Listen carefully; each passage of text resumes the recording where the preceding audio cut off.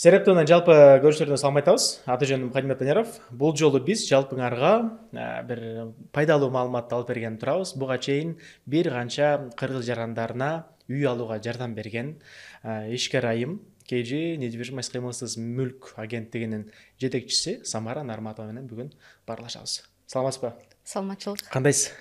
Жакшы, сонун. Ден соолугуңуз кандай? Ден соолук жакшы, Кудайга Аман шүгүр. эсен келип алдыңыз. Аман эсен келдик. Батыл келип турасызбы Кыргызстанга? Бат элем бир жылда кеде, 2 жолу кеде, бир жолу Көп болду келгениңизге? 10-унда келдим, июлдөн. Кайра качан кетесиз дей берсең. 20-сында кетем. Кулдардын ушундай сөзү бар го. Бизде- Качан келдиң, качан кетесиң дегенчи. Ооба. Сонун сиздин ишмердүүлүгүңүз туурасында биз буга чейин бир канча интервьюлар тартуулаганбыз, чыгарганбыз маектердагычы. Бир канча кыргыз жарандары үйлүү болгонун билебиз, маалым. Жалпы кыргыз журтчулугуначы. Кыргызстанда үй кымбат. Москвада кандай болуп атат билбейм. Өткөндө сиздин жеке илишкаңызга мен жазып калдым. Ушундай үй туурасында бир маалымат бериңизчи депчи. Эми кенен отуруп баарлашканга убакыт келип тур да. Ооба. Москвада үйлөр кандай, Кыргызстандагы үйлөрдүн айырмачылыгы эмнеде, суммасы кандай болот, ошол туурасында келиңиз. Россия боюнча айта турган болсом, азыр проценттик пайыздар аябай көп болуп аткандыгына байланыштуу үйлөрдүн баалары арзаныраак болуп атат.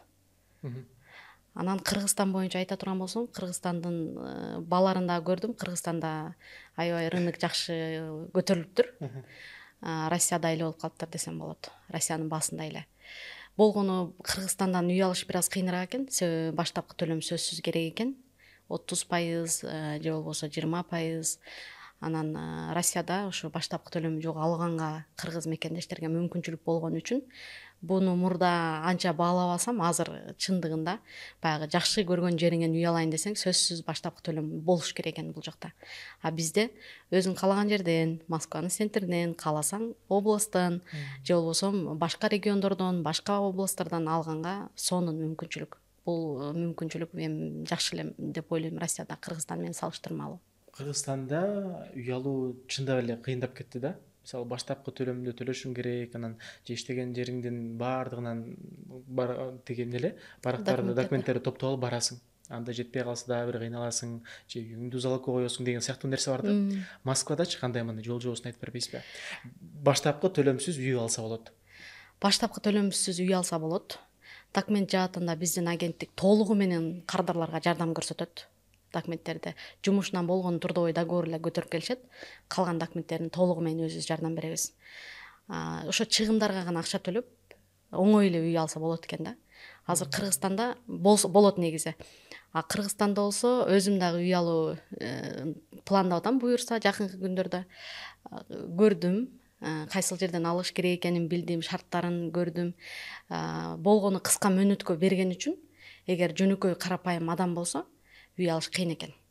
Мисалы азыр мен алам деп аткан үй 17 айга бөлүп бере турган болду. Айына төлөм аябай чоңдон көп. Канча экен? Сыр болбосун. 500 миңдей чыгат айына төлөм. 500 миңдей. Бирок 17 ай төлөйсүң, ошо менен бүтөт. Москвадачы кандай? Москвада эгер 10 миллионго үй ала турган болсоң, банк 20 жылга берет. Бирок сен аны деген возможность болсо көптөн төлөсөң болот. Анан возможностуң жок болсо айына төлөсөң болот. Айына 200-220 тегерегинде болот төлөмү. Бирок Москвада иштегендердин баягы жумуштун айлык акысы ошого жетерлик. Москванын өзүндө азыр средний примерно айта турган болсом, зарплата 150 миң алышат бир адам. Анан семейный болуп иштесе, же болбосо балдары чоңоюп калган мекендештерибиз деле көп. Ошолору алса, аларга аябай пайдасы чоң деп ойлойм да. Эгер кымбат 10 миллиондон ашык суммадагы үй алса. Ал эми семьяда экөө эле болуп, анан айлыктары деле азыраак болгон мекендештерибиз дагы жок эмес. Алар ошо областтан көбүнчө алып атышат. Московской областтан 7 миллиондун тегерегинде алышат, ошо 130-140 тегерегинде төлөп атышат. Ошондо мындай болгону 20 айга эле береби? Жок, 20 жылга берет. 20 жылга деген. 20 жылга берет. Бирок деген 20 жылга бергени менен ипотеканы алгандан кийин болушунча досрочный погашение кылып, бат-баттан төлөсө болот. Акыркы ситуацияны айтып бере турган болсом, кардарыбыз биздин агенттиктен алган.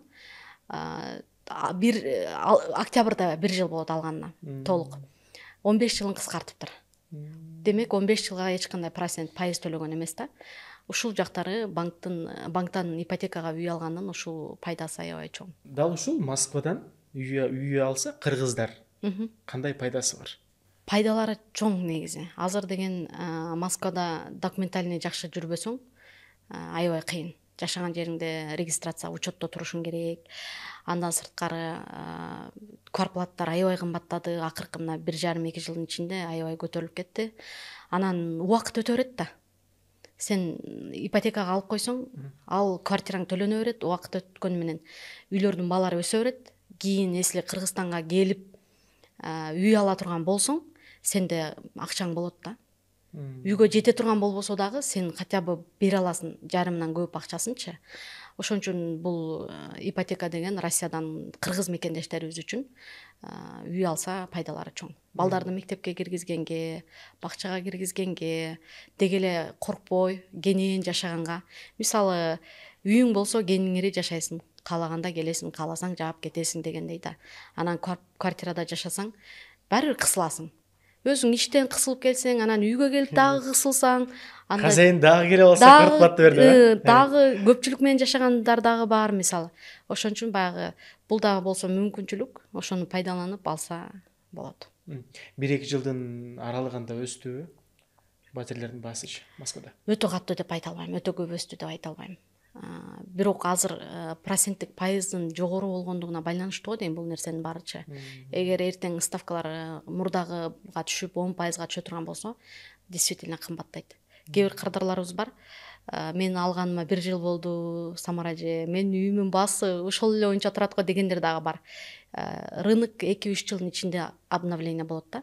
Ошон үчүн үй алган мекендештерибизге дагы айтат элем, үй алгандан кийин сатканга шашпагыла. Бир кандайдыр бир сатып өзгөртөм дегендер дагы болот.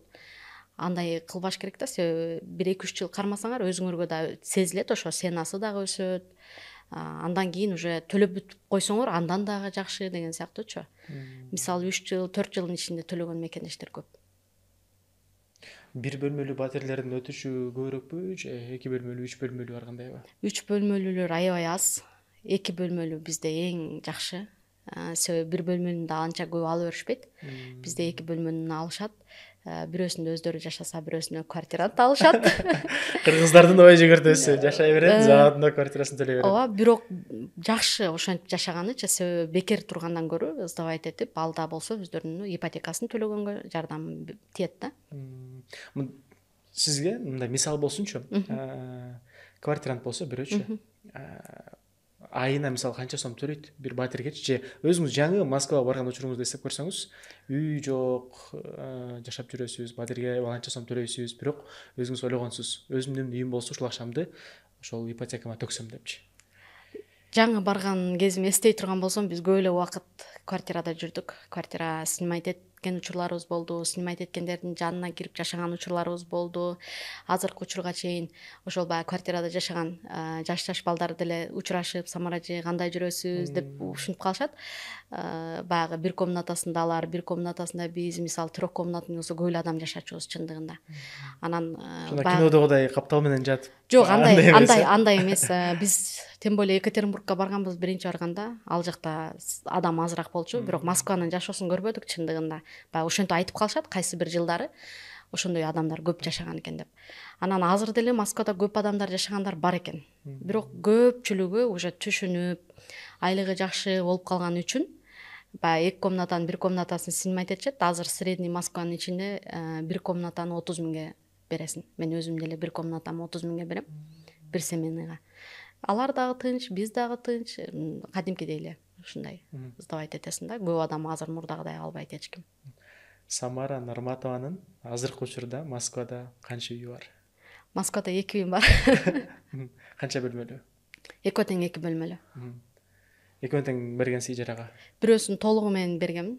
Бир жаш семья туугандар менен жашайт. Бирөөсүндө азыркы учурда эч ким жок, өзүбүз эле калдык. Квартиранттардын чыкканына 1 ай болду. Квартирант издейбиз десеңиз. Ол квартиранттарга көнүп калган экенбиз, балдарым ошо алып барсамбы деген ойдо чыгардым эле, бирок балдарым көнбөй кайра келе беришти. Екатеринбургка анан кайра бош калды азыр. Бирок эч кимди алайын деген неме жок пока. дал ушул жалпы бизди көрүп аткан көрүүчүлөрүбүз эгерде Москва жергесинен үй алам деп аткан болсо эмне кылыш керек, кандай документтерди чогултуш керек, кандай иш аракеттерге барыш керек? Азыр Кыргызстандагы үй алуу процесстерин келгенден бери карап сүйлөшүүлөр болуп атат да. Экөөнү салыштырып бериңизчи. Кыргызстанда мындай, Москвада мындай. Кыргызстанда алыш кыйыныраак экен. Биринчиден ошо 30% берет экенсиң, даже кээ бир немелерде 40% берет экенсиң. Анан аз эле убакытка берет экен. Ошол аз убакыттын ичинде төлөп бүтүшүң керек экен. Ал эми бизде болсо эң эле главный расмий түрдө иштешиң керек да, 3 айдан ашык. Бул деген сонун мүмкүнчүлүк да. Мисалы сен бардың бир жерге расмий түрдө ишке кирдиң, 3 ай бат эле өтөт убакыт, 3 айдан кийин анан документтериңди тапшырып банктан одобрение чыкса, анан үйдү оформлять этип, кааласаң өзүң жашасаң болот, кааласаң аны ижарага берсең болот. Ошол Россияда оңоюраак сезилди мага. Же мен өзүм мага ошондой Россия көбүрөөк неме кылат да. Биякта бир аз кыйыныраак экен. Сиз Кыргызстандан үй алам деп калдыңыз го азырчы. Анан канчалык киреше керек экен ошону алыш үчүнчү мисалы? Көп киреше керек экен. Мисалы биякта айлыктарды карап турсам, айлыкка иштегендер бир аз кыйыныраак экен алыш. Чындыгында. Бияктын айлыгы менен үй алыш кыйын экен деп айткым келип атат. Түшүндүрө алдымбы? Ооба. Канча кыргыз жараны сиздердин жардамыңыздар менен үйлүү болду десем болот турат экен, 1250дөн аштык буюрса. Эми жылда биз отчет кылып, элге канча мекендешибизди турак жайлуу кылганыбызды YouTube каналымдан көрсөтүп, анан ошол эле учурда үй алган мекендештерибизди дагы сүйлөтүп, анан чыгарып турабыз. Жыл сайын кардарлар YouTube каналымда отчет берем жылдын аягында. Эми чөчөнү күздө санайбыз дегендей, күзгө чейин дагы буюрса жакшы иштейбиз. Азыр команда аябай жакшы иштеп атат буюрса. Анан көрөбүз да кандай болот. Быйыл бирок былтыркыга салыштырмалуу азыраак. Өзүңүздүн ушул эле ишиңизди Кыргызстанда, анын ичинде Бишкекте улантуу план барбы? Негизи эгер үй алып көрөйүн өзүм, мен ушундай адатым бар да, мен өзүм биринчи көрүшүм керек, күйсөм да өзүм күйүшүм керек дегендейчи. Анан если жакшы болсо, анан буюрса башка мекендештерибизге дагы, балким Кыргызстанда дагы иш алып барып калышым мүмкүн. Жакында эле сиздин Instagram баракчаңыздан көрүп калдым. Магазин ачтыңыз эле. Иштеп атабы магазиниңиз? Магазин ал жака кирдим, ал компаниянын атын айтпай эле коеюн. Кирдим, киргеним кеткеним кайра тез болду. Баягы чыгаша чыкпаса киреше кирбейт дейт го. Ошол менден ошо чыгаша ошондой болуп чыгыш керек экен эле. Ошондой болду. Кирдим. Мен тез эле түшүндүм бардыгын. Анан кайра чыктым. Магазиндин бүгүнкү күндө иштебей эле. Анан калган товарларды сатып атабыз. Сатып бүтсөк болду, толугу менен ал компанияга эч кандай неме жок, болду, бүттү. Актан эмне жумуш кылдыңыз? Эмне болгон товарлар? Аны даже айтайын же айтпай эле коеюнбу дейсизби? Жок, айтканда ал жөнүндө аябай катуу депрессия болдум. Ал жөнүндө аябай жаман ойдо болдум. Эми кандай десем экен, мындай айткан сөздөрүнүн баары бири-бирине дал келбей калды да. Ошон үчүн ооруп да калдым ошондайынан. Анан бардыгын кой бердим, бардыгын кечирдим, болду, эми боло турган нерсе болду. Бирок кандай деп айтсам экен, жалгандын немеси жарыбайт деп коет го. Ошондой болду. Анан майли, ушундай болуш керек экен, болду дедим. Атам ушул кезде аябай колдоо көрсөттү. Майли кызым, эми ошон үчүн эле ушундай болосуңбу? Майли деп койчу, эми ал деле ушундай болуш керек экен эле деди. Бирок мен баягы бирөө бирдеке десе ошого сразу ишенип алат экенмин да. Эч качан бирөөнү айткан сөзүн текшерген адам эмесмин да. И айтса ошол значит ушундай экен деп эле принимать этем да. Анан көп адамдар айтты, жок дегенде барып сураштырып койбоп турсуң депчи. Анан мен сураштырган жокмун. Эми ал жерде менин да күнөөм бар да. Баягы бирөө айтса эле деп ишенип кетпеш керек экен. Анан ошону бир аз тактап коюш керек экен. Эми мага азыркы күндө бирөө бир нерсе деп айтса, айранды үйлөп иче турган болдум десем болот. Ишенчексиз. Аябай ишенчекмин. Билебиз, чындап элечи, Кыргызстанда дагы компаниялар көп ипотекага үй алып берген же сатып берген деген сыяктуучу. Сиздердин компанияңыздар башка компаниялардан эмнеси менен айырмаланат, эмнеси менен өзгөчөлөнөт? Жана кантип кардар ишенет? Анын себептери аябай көп. мисалы жок цифраларды айтып адамдардын башын айланткандын кереги жок да. Эми бизде баарын болгондой айтып, анан айткан сөзүбүзгө дагы далилибиз бар да. Мисалы өткөргөн сделкаларыбыздын видеолору, мисалы азыр деген адамдарды ишендирүү деген бул мисалы мындай эле сөз менен айтып койгон менен эчтеке чечилбей калган. Көбүнчө ошо факт менен көрсөтүп, бизден мынанча адам үй алды деп бизде болгондо айтабыз, мындай көп количествону айтып адамдарды мен ушунча адамга үй алып берип койдум, анан тинтип койдум дегендин кереги жок. Андан сырткары лотерея сыяктуу ушундай нерселер дагы азыр аябай ушундай көбөйүп кетти. Бул дагы менимче туура эмес деп ойлойм. Бул дагы туруктуулук эмес да. Туруктуу кардары бар адам, туруктуу рынокто орду бар адам андай нерселерди кылбайт да негизи. Бул дагы туура эмес деп ойлойм. Анан башкалардан ошо айырмаланганыбыз, мен ар дайым ар бир жумушту ар бир кардар менен жолугуп, ар бир кардардын жумушун көзөмөлдөп алдыга жылдырам. Азыркы бүгүнкү күндө үй алып берүү кыйыныраак болуп калды. Былтырдан бери, былтыры апрелден баштап ушундай болуп калды да. Банктардын шарттары аябай өзгөрүп кетти. Анан баягы жасай берсең, баягы результатың өзүң ойлогондой болбосо, көбү таштап койгон учурлар да болуп атат, азыр көрүп атабыз. Бирок мен аябай өжөрмүн. Ушул алдыга канча убакыт өтпөсүн кардар биз менен келип келишим түзгөндөн кийин ошонун результатын аягына чейин чыгарып үй алып бергенге аракет кылабыз да.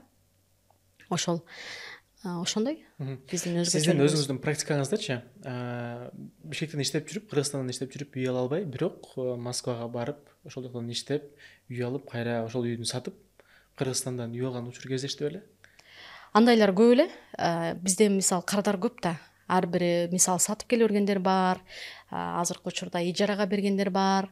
Анан сатып кеткендерди Кыргызстандан үй аласыңарбы деп сурабаптырмын. Бирок ошо үйүн сатып кеткендер болду. Биз бир жолу Кыргызстанга кеттик депчи. Азыр айтып өттүм го, Кыргызстандан үй алыш бир аз кыйыныраак экен депчи. Россияга баргандан кийин жок эле дегенде 5 жыл жүрөсүң да. Мен деле барып эле Кыргызстанга бир үй салып алсак кетебиз деп барганбыз да. Эми мисалы азыр жүргөнүбүзгө 14 жыл болду да. Россиянын нанын жеп, Россияга көнүп, балдарды ошо жакта окутуп, балдардын келечегин ошо жактан эми жогорку окуу жайды да ошо жакта окутабыз деген пландарыбыз бар, буюрса. Анан жүрөт экенсиң да, анан үй баары бир керек экен. Анан үйдү алып ал жактан ипотекага мисалы төлөп бүткөндөн кийин бул жака сатып же ижарага берип койсоң деле пайдасы чоң экен деп ойлоп калдым. Анан ал жактан сатып акча менен келсең да Кыргызстандан сонун каалаганыңдай үй алсаң болот экен. Акчаң болсо жакшы үй алсаң болот экен. Пайыздар туурасында бир тактап коеюнчу. Ал жакта пайыздык чен канча? Бизде азыркы учурда 23%дан 26%га чейин болуп атат. Ал эми семейный ипотекага туура келген, льготный ипотекага туура келгендер 6%дан жаңы курулуп аткан үйлөрдөн алса болот. Россияда деле рассрочкага үй алса болот. Баштапкы чогултуп койгон акчалары болсо, кардардын рассрочкадан жаңы бүт элек үйлөрдөн алып бере алабыз. Бирок азыр дагы айтып кеттим, рассрочкага алганда айына төлөмү көп болот. Бул бир. Экинчиден, анын үй курулуп бүткөнгө чейин сен расчет кылып, застройщик менен толугу менен төлөп бүтүшүң керек. Бул 2. Анан бизге бул ипотека самый удобный да, себеби аласың, возможностуң болгон кезде көп-көптөн төлөп жабасың. Анан возможностуң жок кезде айына эле төлөй бересиң. Чындыгында билбейбиз эртең кандай ситуация болот. Может, жумушубузду алмаштырып, бир аз убакыт перерыв кылып калышыбыз мүмкүн, же Кыргызстанга келип 1-2 ай жүрүп калышыбыз мүмкүн. Ипотека алгандан кийин чет өлкөгө чыкканга болбойт деген чектөөлөр жок. Каалаган маалда, каалагандай жака барып келсең болот. Кече жакында эле мен ошо бир компанияга барып, үй туурасында бир маалымат алып келгем да, сизге жазганга чейинчи. Анан алар менен сүйлөшсөм айтып калды, 36 айга бөлүп беребиз деди. Бирок айына $7,000 же $8,000 төлөйсүң деди. Анан 36 ай бул эми 2-3 жылда максимум да. Ал жакта 20 жыл, Ооба. 20 жыл. Убактысы 20 жыл. Бирок ошол пайыз төлөбөй кетүүнүн жолдорун кардарларга үйрөтүп келебиз бүгүнкү күнгө чейин. Мисалы үй алгандан кийин жакшы катташып, келип сурап турган кардарларыбыз дагы бар. Өзүбүз жакшы билебиз, будан сурасак эле бул эмнени айтып өрмек эле деген кардарларыбыз дагы бар. Баягы 5 кол тең эмес да. Бирок ошентсе дагы мен болушунча баягы өзүм ипотекаларды тез төлөп, мындай туура төлөпкөндүн жолдорун билгеним үчүн баягы айтып берем. Чакырып да айтып берем, звонок кылып да айтып берем. Мындай кылгыла, мындай төлөсөңөр болот деп. Инстаграм баракчамда дагы ошо туура төлөө жөнүндө аябай көп неме чыгарам, информациялар чыгарам. Себеби биздин мекендештерибиз ошончо биз Россиядан үй алып аткандан кийин пайызсыз төлөп эртерээк ипотекасын жапсын депчи. Айрым учур кездешип калат го, мисалы же колунда жок болуп калышы мүмкүн да, төлөй албай калышы мүмкүн да. Ошондой төлөй албаган кардарлар үчүн кандай нерселер каралган? Негизи туруктуу жумушу бар. Анан төлөгөнгө күчү жеткен адамдар неме кылат да, үй алышат.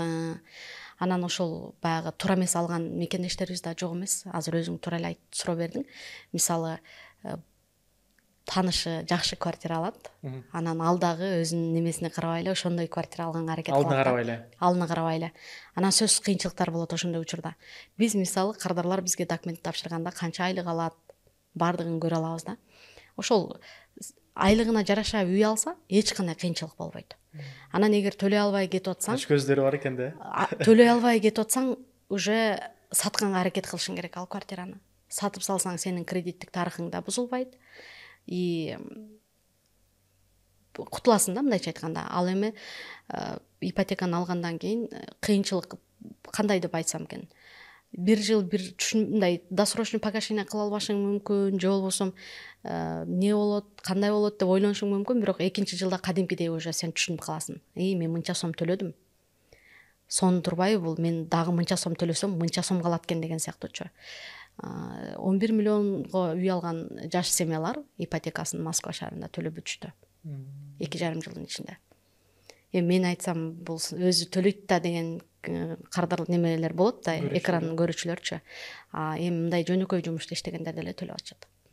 Самаржан, азыр Кыргызстанда үй алуу чындап эле оорчулук жаратат. Мен Москваны билбейм, сиз айтып калдыңыз. Менде эсимде болот маалымат сөзсүз түрдө. Анан биз айына Батирде жашаганыбыз үчүн акча беребиз, 50 миң, 60 миңденчи. Анан азыр ойлоп атам да, мен ошол акчаны лучше топтоп эле же баштапкы төлөмгө берип, андан аркасын төлөп жашай берсем, мен өзүмдүн үйүмө төлөйт экем да депчи. Ооба, негизи баягы азыр акчаларын төлөп атат квартирага. 70 миң, 50 миң, алда 90 миңге чейин төлөгөндөр бар. Же болбосо балдары баягы мектепке, садикке көнүп калган, кете алышпайт алыска. Канчага кымбат чыкса дагы алып снимать эткенге туура келген учурлар дагы болот. Анан ал эми төлөгөн акчалары бардыгы эле абага кетет да. Мындайча айтканда эч кандай аларга 1% да чөнтөгүнө пайда түшпөйт. Анан ипотекага квартира алып койсо, өзүнүн үйүндө жашайт. Анан эртең бизде да Россияда азыр аябай закондор өзгөрүп, фактически өзүңдүн иштеген, жашаган жериңде жашашың керек, учетто турган жериңде деген ушундай болуп атат. Анан бирок ошого жараша баягы өз убагында үй алган мекендештерибиз азыр каерде жолугуп калбасын айтат да. Сага рахмат, биз ошондой сонун кезде үй алган экенбиз депчи.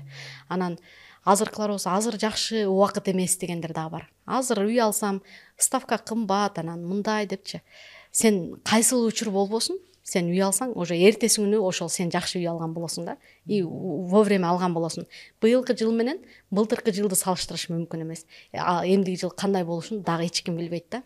Ошон үчүн баягы мүмкүнчүлүк болуп, расмий түрдө иштесе, үй алып, ошол өзүнүн үйүндө каалагандай жашап, балдарын мектепке, садикке орноштуруп, анан эми ипотеканын мен ушу примерин айтып берем да, ипотека бул жөн эле мындай берилип аткан мүмкүнчүлүк да. Берип, өзүң бир аз акча кошуп, квартира киргизип деле койсоң, акыры сенин бир келечегиңде бир туруктуу неме болот да. Киреше болуп бере алат мисалы. Анан Россияга келип бул жактан тапкан акчаңа Кыргызстанга саласың, Кыргызстандагылар тияка барат, анан аяка барат, тойго барат, анан ошо менен баягы чогулткан акчаң дайыны жок, эч нерседен результаты жок болуп калгандан көрө үй алып бир аз кыйналып койсуң. Не обязательно кымбат үй алыш, арзаныраак үй алып, квартираны киргизип кой, өзүң жашагың келбесе, ал деле накопление болуп чогулуп турат. Сага 2-3 миллион 3 жылда кошулса жаманбы? бекер эле сен 3 миллион иштеш үчүн канча убакыт иштейсиң мисалы бирөөнүн колунда. Ошо бул дагы акча табууга дагы бир мүмкүнчүлүк болуп берет да, ипотека. Кыргызстандан эмес, Москвадан баштапкы төлөмсүз үй алса болот демек. Болот. Самар эже, сизге рахмат. Убактыңызды бөлүп келип бергениңиз үчүн, жалпы мекендештерибиз үчүн сонун ушундай маалыматтарды бөлүшкөнүңүзгө ыраазыбыз. Силерге да чоң рахмат чакырганыңар үчүн. Ишиңерге ийгилик. Элдин ар дайым ушинтип элге жеткирип жүрө бергиле. Алдыда дагы көп буюрса интервьюга чакырып тургула келебиз буюрса. Эшигиз ачык. Рахмат. Рахмат. Урматтуу Серептонун жалпы көрүүчүлөрү, Кыргызстанда үй алуу кандай, Москвада үй алуу кандай деген болсоңор, силер ушул берүүбүздү көргүлө, видеобузду түрбөй көргүлө. Ар бир нерсе, ар бир маалымат силерге пайдалуу болсун деген ишеничте биз ушул маекти тартууладык. Ар бир жараныбыз үйлүү болсун, биз дагы үйлүү бололу. Буюрса, көрүшкөнчө.